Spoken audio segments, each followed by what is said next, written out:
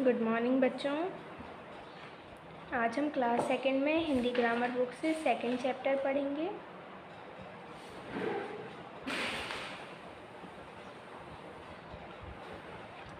आपका chapter second है वर्ण और शब्द। वर्ण और शब्द क्या होते हैं? वर्ण हम पहले पढ़ चुके हैं कि वर्ण क्या होते हैं, ठीक है। आज हम फिर से इसको दोहराएंगे। हम एक दूसरे के सामने बोलकर अपने विचारों को प्रकट करते हैं। बोलते समय हमारे मुख से ध्वनियाँ निकलती हैं। इन ध्वनियों को वर्ण या अक्षर के रूप में लिखा जाता है। तो क्या होते हैं वर्ण? जब हम अपने विचार, जो हमारे मन की बातें होती हैं, विचार होते हैं, एक दूसरे को बोलकर बताते हैं और बोलते समय हमारे मुख से जो आवाज़ें निकलती हैं वो जब हम उनको लिखते हैं तो वो क्या कहलाते हैं? वर्ण या अक्षर कहलाते हैं, ठीक है। जैसे यहाँ पे देखिए हमको एक चित्र दिया है जिसमें वो क्या क्वेश्चन कर रहे हैं कि तुम कहाँ जा रहे हो, तो वो आंसर क्या दे रहे हैं कि मैं खेलने जा रहा हूँ। फिर तुम्हारे पढ़ने का समय हो गया है, तो वो क्या आंसर दे रहे हैं? जी हाँ। तो ये क्या है? हमारे विचार हैं, ठीक है, जो हम बोलकर एक दूसरे से व्यक्त करते हैं। लेकिन जब ये हमने लिख दिए हैं तो ये क्या बन गए हैं? वर्ण बन गए हैं या अक्षर बन गए हैं। मुख से निकलने वाली ध्वनि को वर्ण कहते हैं। वर्णों के और अधिक टुकड़े नहीं किए जा सकते। वर्ण भाषा की सबसे छोटी इकाई है, ठीक है। तो मुख से निकलने वाली जितनी भी ध्वनियाँ होती हैं, आवाज़ें होती हैं, उनको हम क्या कहते हैं? वर्ण कहते हैं। वर्णों को और अधिक छोटे रूप में हम नहीं तोड़ सकते क्योंकि वर्ण सबसे छोटी इकाई होते हैं।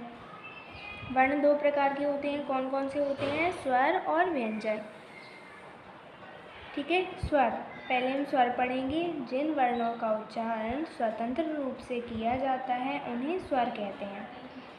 तो जिन वर्णों का उच्चारण स्वतंत्र रूप से किया जाता है उन्हें हम क्या कहते हैं? स्वर कहते हैं।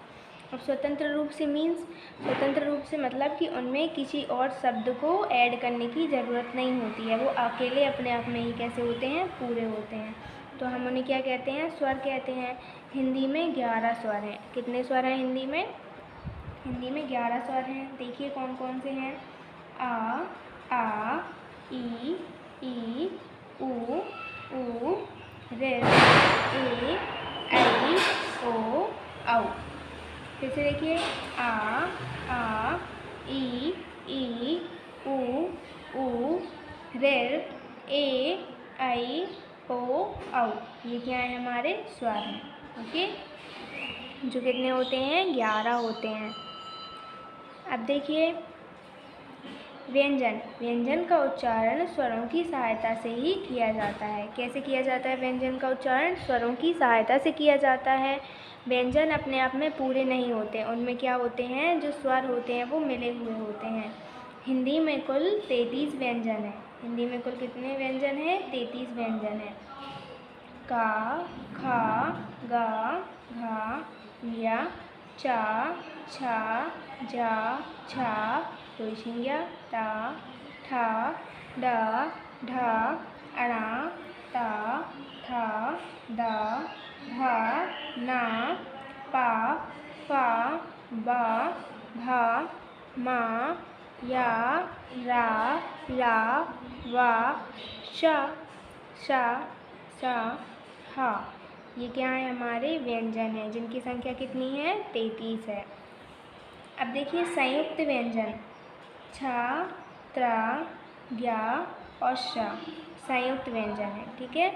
छा, त्रा, ज्ञा और श क्या है? संयुक्त व्यंजन है। संयुक्त व्यंजन क्या होते हैं? हम आगे पढ़ेंगे।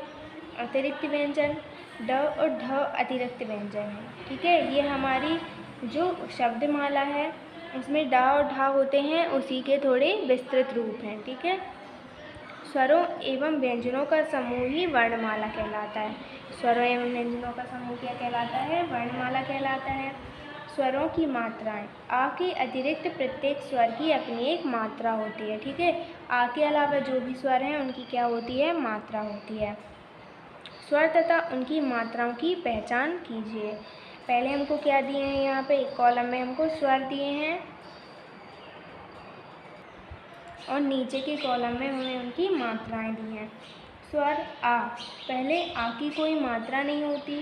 फिर बड़ा आ, इसकी क्या होती है? मात्रा होती है, आ की मात्रा। फिर छोटी की मात्रा, फिर बड़ी की मात्रा, फिर छोटा ऊ की मात्रा, फिर बड़ा ऊ की मात्रा, फिर ऋ की मात्रा, फिर ए की मात्रा, फिर ऐ की मात्रा, फिर ओ की मात्रा, फिर औ की मात्रा। ठीक है, एक बार फिर से आ की मात्रा, छोटी की मात्रा, बड़ी की मात्रा, छोटा ऊ की मात्रा, बड़ा ऊ की मात्रा, ऋ की मात्रा, ए की मात्रा, ऐ की मात्रा, ओ की मात्रा और औ की मात्रा।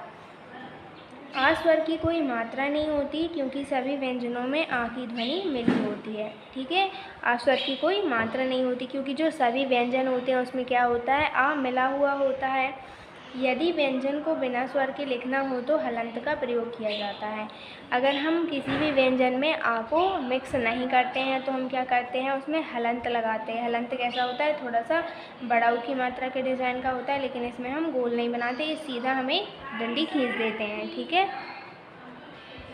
देखिए आ के बिना व्यंजन, आ के बिना व्यंजन को हम कैसे लिखेंगे, का में हलंत लगाएंगे, क्या हो जाएगा, ये आधा क्या कहलाएगा, आधा चा, आधा जा, आधा ता, आधा पा। लेकिन जब हम आ के साथ व्यंजन का यूज़ करते हैं तो कैसे होते हैं, पूरा का हो जाता है, का, चा, जा, ता, पा। आप लोग उच्चारण करके देखेंगे, जब हम व्यंजन को बोलते हैं तो हमें ऐसा लगता है जैसे कि हम उसमें आ भी बोल रहे हैं। देखिए बोल के देखिए, का, ऐसे तो क्या होता है, उसमें हमें लगता है कि हम आ का उच्चारण भी कर रहे हैं।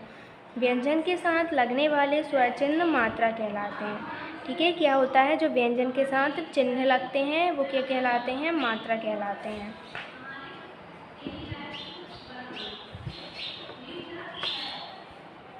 हम स्वरों का प्रयोग मूल रूप में तथा मात्रा के रूप में भी कर सकते हैं। इनके दो रूप निम्नलिखित प्रकार से होते हैं। पहले हमको स्वर दिए हैं आ से औ तक, फिर उनकी मात्राएं दी हैं, फिर जो उनका मूल रूप है, मीन्स जो हम जैसे उन्हें असली में लिखते हैं, ठीक है, ओरिजिनल रूप, और यहाँ पे उनकी मात्रा का रूप। ठीक है, तो पहले हमको आ दिया है तो ये क्या हो गया, अमर, फिर आजा, इमली, ईख, उल्लू, ऊन, ऋषि, एक, ऐनक, ओखली, औरत। ये क्या है, हमारे स्वर हैं जिनसे हमने ये शब्द बनाए हैं। लेकिन जब हम स्वरों की मात्रा बनाते हैं तो कैसा बन जाता है ये, यहाँ का, मा और ला में क्या मिल गया, आ मिल गया, तो ये क्या हो गया, कमल। यहाँ पे आ की मात्रा लग गई तो क्या हो गया, चाचा। फिर छोटी की मात्रा लग गई तो गिटार, बड़ी की मात्रा से गर्मी, छोटा की मात्रा से धुआं, बड़ा की मात्रा से फूल, ऋषि की मात्रा से नृप, ए की मात्रा से पेड़, ऐ की मात्रा से थैला, ओ की मात्रा से गोपी, औ की मात्रा से फौज। तो इनमें ये जो मात्राएं लगी हैं वो किसकी मात्राएं लगी हैं, हमें स्वरों की मात्राएं लगी हैं जो स्वरों से बनी हुई हैं। ठीक है, अब देखिए अनुस्वार। अनुस्वार, कुछ शब्दों में अनुस्वार का प्रयोग किया जाता है, जो कि कैसे, हम नाक से इसका प्रयोग करते हैं। जैसे देखिए संग, क्या होता है, ऐसा लगता है कि हमारे नाक से कुछ आवाज़ निकल रही है। संग, रंग, भंग, अंदर, सुंदर, कंधा, पंखा, मंगल, घंटी, कंगन, चंद्रमा, कंघी। कुछ शब्दों में अनुनासिक का प्रयोग किया जाता है, इसे चंद्रबिंदु भी कहते हैं। ठीक है, इस शब्द को, जैसे चांद, टांग, मुँह, मांद, गांव, छाँव, आँख, आंधी, चांदी, यहाँ वहाँ, कूंची। तो ये क्या है, ये गले से और नाक से इनका उच्चारण होता है। अब नेक्स्ट आते हैं आपके विसर्ग। कुछ शब्दों में विसर्ग चिन्ह का प्रयोग किया जाता है, जैसे अतः। हमें ऐसा लगता है कि हम वर्ड के जो लास्ट में है क्या बोल रहे हैं, हा बोल रहे हैं। अतः, नमः, फलतः, स्वतः, प्रातः काल। अब देखिए यहाँ पे रा के विभिन्न रूप, रा के बहुत सारे रूप होते हैं। जैसे मूल रूप, मूल रूप में जैसा ओरिजिनल रा होता है हम उसको ऐसे ही लिखते हैं। इससे क्या शब्द बना, रावण, रक्त, रबड़, रखवाली, रक्षा, रगड़ आदि।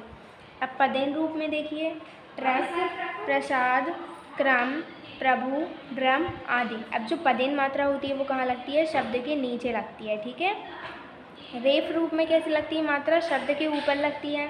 कर्म, धर्म, पूर्व, पर्वत, वर्षा आदि। फिर रा छोटा ऊ या बड़ा ऊ की मात्रा इस तरह से लगाते हैं। रा में छोटा ऊ की मात्रा कैसे लगाते हैं, रा बनाएंगे हम और उसमें छोटा ऊ की मात्रा पीछे साइड उसमें लगा देंगे। रुकना, गुरु, रुलाना आदि। रा में बड़ा ऊ की मात्रा रूखा, रूठना, रूप आदि। इसमें क्या करते हैं, रा बनाते हैं, एक उसमें छोटी सी डंडी खींचते हैं और उसमें बड़ाऊ की मात्रा लगा देते हैं। अब देखिए हमने आगे संयुक्त व्यंजन पढ़े थे। संयुक्त व्यंजन क्या होते हैं, कई बार बोलते समय जुड़े हुए व्यंजनों का प्रयोग भी किया जाता है, इन्हें संयुक्त व्यंजन कहते हैं। ये चार होते हैं, कौन कौन से, छा, त्रा, ज्ञा और श्रा, क्योंकि इनमें दो व्यंजन को हम मेल से इनको पढ़ते हैं। का और शा से छा बन जाता है, जा और ज्ञा से ज्ञा बन गया, ता और रा से त्रा, शा और रा से श्रा। यहाँ पे क्षत्रिय, ज्ञानी, त्रिशूल, श्रमिक, ये शब्द हमने बनाए हैं इनसे। अब देखिए शब्द, वर्णों के मेल से शब्द का निर्माण होता है, प्रत्येक शब्द का एक अर्थ होता है। जैसे माँ, ह और ला मिलके क्या बन गया, महल बन गया। ऐसे आ और माँ मिलके क्या बन गया, आम। घ और अड़ा बन के क्या मिल गया, घोड़ा। तो हमारे मुंह से जो शब्द निकलते हैं उनका कोई ना कोई मतलब ज़रूर होता है। अब देखिए हमने क्या क्या पढ़ा पाठ में। ध्वनियों को वर्ण या अक्षर के रूप में लिखा जाता है। वर्ण भाषा की सबसे छोटी इकाई होती है। क्या होती है, वर्ण भाषा की सबसे छोटी इकाई होती है। हिंदी में 11 स्वर होते हैं। छा, त्रा, ज्ञा और श्रा संयुक्त व्यंजन होते हैं। वर्णों के मेल से हम शब्द बनते हैं, ठीक है। कैसे, मैंने बताया आपको, जो वर्ण होते हैं आपके, जो अक्षर होते हैं, जब हम इनको सही क्रम में एक साथ इकट्ठा लिखते हैं तो वो क्या बन जाते हैं, शब्द बन जाते हैं। अब विकल्प देखिए, वर्ण कितने प्रकार के होते हैं, 2। भाषा की सबसे छोटी इकाई क्या होती है, वर्ण। किस स्वर की कोई मात्रा नहीं होती, आ की। वर्णों का समूह क्या कहलाता है, वर्णमाला।